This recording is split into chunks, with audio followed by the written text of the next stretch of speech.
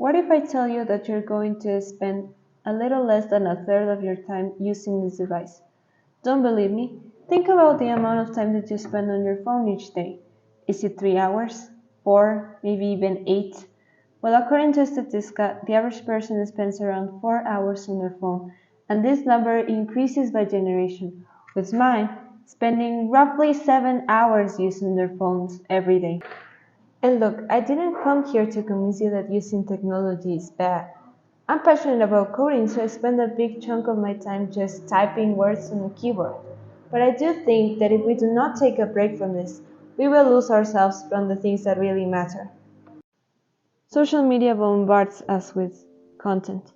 That is why we go through our feeds really fast, because the average video lasts around 15 seconds, and our attention spans get lower and lower. When we break this cycle is when we actually start noticing that our actions have an effect on the world and on our society.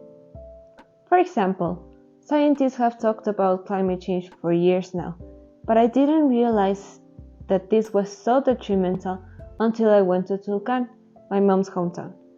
Now everybody knows that Tulcan is a freezing cold city, to the point where people jokingly say that if you order a glass of ambient water, you will only receive ice.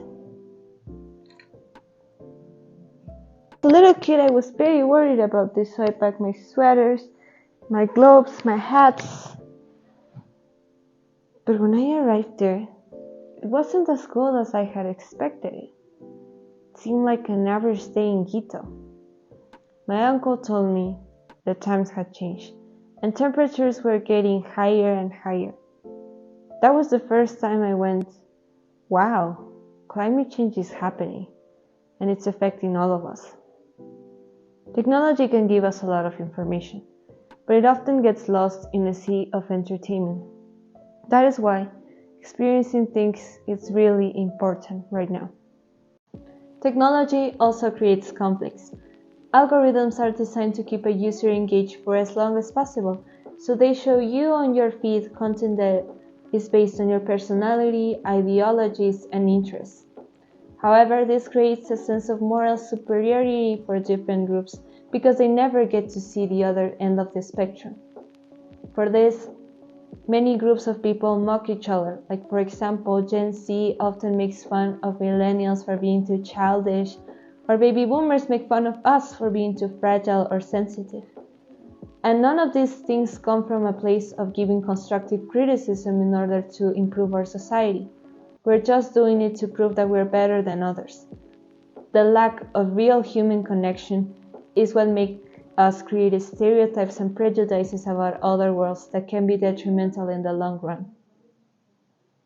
I think that our next global issue will be that as we spend more and more time on our devices, we will lose our grip of our own reality. And it's time that we stop this. We can start by taking simple actions like walking outside to appreciate the beauty of nature and how we are dependent on it and how it depends on us for the different changes that it is facing. Next, we can communicate a lot more with one another.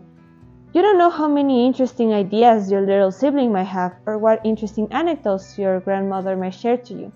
And you can even start talking to the people you see every day but that you didn't have the courage to start a conversation with them. And finally, and the most important step, we need to open our minds. What we see on the screen is not reality. People are multifaceted. Our world has many stages. Animals have different feelings and backgrounds, and we need to start recognizing each other and recognizing our world in order to create solutions that are better for everybody. Thank you.